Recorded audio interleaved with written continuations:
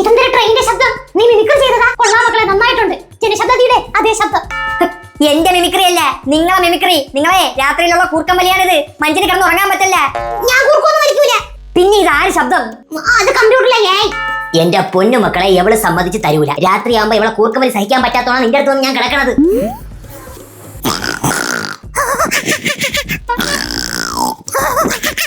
സിംഹവാലം കുരങ്ങിന്റെ ശബ്ദം ഇതെവിടെ സൂയിൽ നിന്ന് റെക്കോർഡ് ചെയ്തതാ? സൂയിന്നല്ല, ഞാൻ രാത്രി സൂസുമുള്ള ഇറങ്ങിയപ്പോഴേ എന്റെ തന്തപ്പടിയുടെ കൂർക്കം വലി. അതേ തന്തപ്പടി ഞാനല്ല, ഇത് ജലജ പറഞ്ഞ പോലെ. ഉറങ്ങുമ്പോൾ കൂർക്കം വലിക്കുന്നത് ആരോഗ്യമുള്ള ശരീരത്തിന്റെ ലക്ഷണമെന്നാണ് ഡോക്ടർ പറഞ്ഞത്.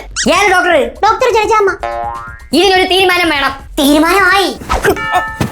നമ്മളെ കൂർക്കം വലി സഹിക്കാൻ പറ്റാത്തവന്മാര് വെളിയിൽ കിടന്നാതി.